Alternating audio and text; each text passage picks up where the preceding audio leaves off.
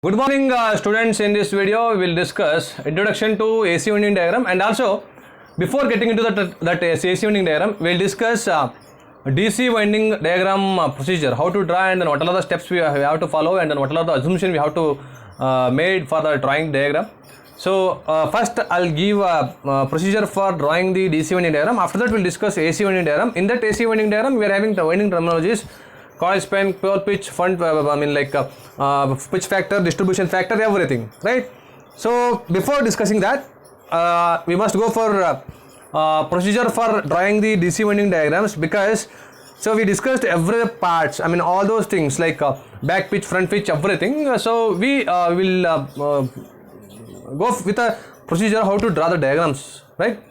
See, let's see one by one DC winding diagram, this one procedure. Following the points regarding duplex or simplex or triplex lap winding should be carefully noted. Even though for wave winding also same thing, only the difference is in that we are having a equal number of back pitch and front pitch, but here they will not get back pitch, front pitch will not be same. So back and front pitches are odd and opposite, but they cannot be equal. Okay, for the differ by 2 or resultant pitch YR is the even. If it is even, if it is this one, YR minus YB minus YF is equal to T, 2, YR is equal to 2 or whatever it may be. Okay, but it should be differ by 2 or it should be odd number if you got the equal number after calculating. Okay, the number of slats of 2 layer windings is equal to number of coils. Okay, number of slats is equal to 2 layer winding equal to number of coils. The number of commutator segment is also same. The number of parallel paths for armature A is equal to P for lap winding, where P is the number of poles. Okay, YB is greater than YF. YB is equal to YF plus 2. Then we get progressive right-handed winding. So that is winding which progress in the clockwise direction, seen from the commutator. In this, YC is equal to plus 1 and YB is less than YF, definitely. YB is equal to YF minus 2. Then we get retrogressive left-hand winding. So here progressive, simplex, duplex, triplex, and here progressive winding and retrogressive winding. So one which advance in the anti-clockwise direction when seen from the commutator side, in this case YC is equal to minus 1, and the total number of brushes is equal to the number of poles. The number of armature conductors in the parallel paths is Z by P. Okay, see, introduction to AC winding. So armature winding of an alternator, now AC winding, DC winding over, now AC winding. Armature winding of alternator is different from the DC winding. See, what is the difference between AC and DC? So AC motors or DC motor, I will be giving just an one clarity. Okay, otherwise I'll just consider one example as a AC generator and DC generator. In this DC generator, okay, how exactly the conductors they will place, how exactly that copper conductors or armature winding they used to place in the rotor itself, right? But what happens in the AC winding? In the AC winding, they used to keep conductor or that coil in the stator itself. In the AC winding, the copper conductors are stationary, and DC winding, the copper conductors are rotating, because here conductor, but working principle is same. Okay, conductor cuts the magnetic field, EMF is induced. In the DC generator, magnetic field is constant and the conductors are moving, but in the AC generator, conductor is stationary, magnetic field is rotating, that is at 10 speed of 120 F by P, synchronous speed, constant speed, to keep frequency remains constant.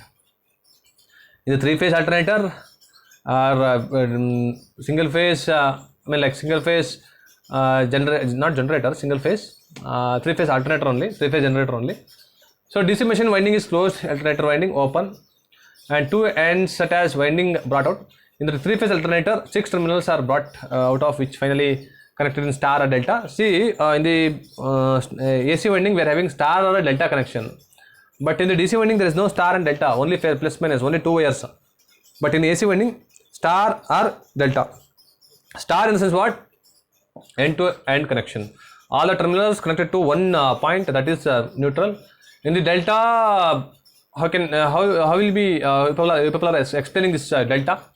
Because already you people studied in the first year basic electrical as well as motors, transformers everywhere, right?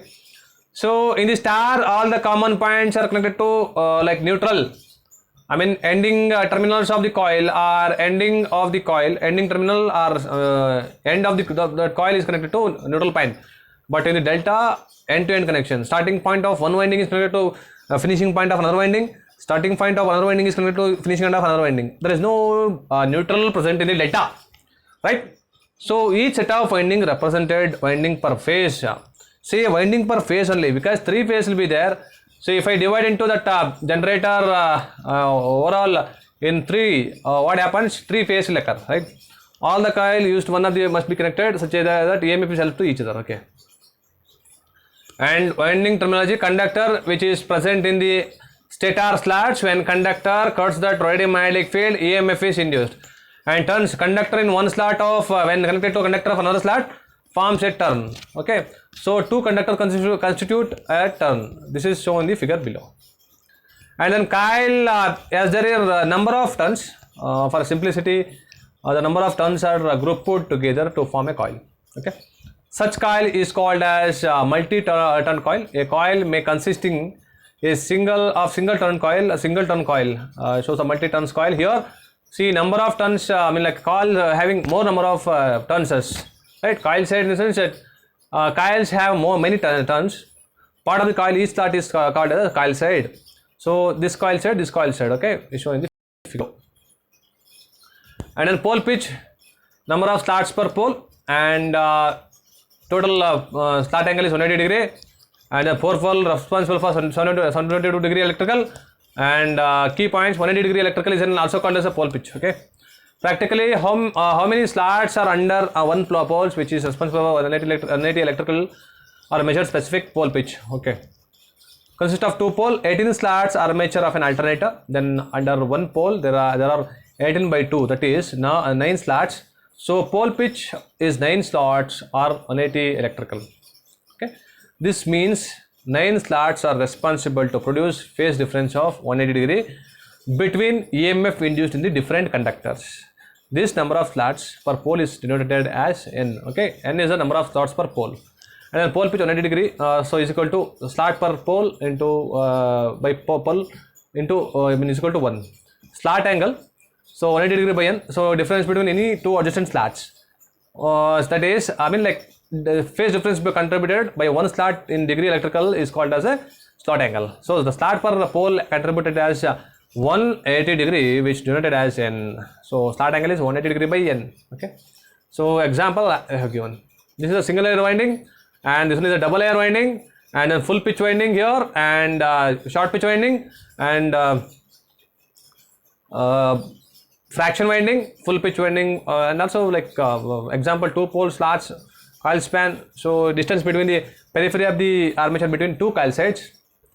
2 coil sides usually expressed in terms of coil spans, that is coil span, okay? One from one coil to another coil of another turn.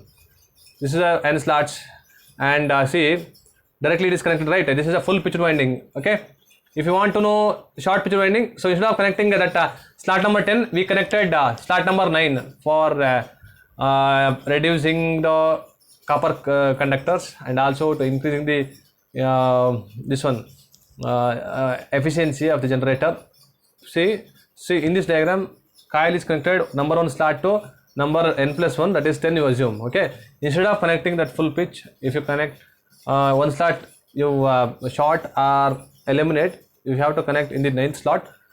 So that 9th slot connection is called as a short pitch winding, so that is called a short pitch. And double layer winding, integral slot winding, is number of slots per pole, or number of slots per pole into phase, that is distributed winding. I mean integral slots depends, and integral slots winding, the number of slots per pole per phase. I mean it's like a distribution of winding, right?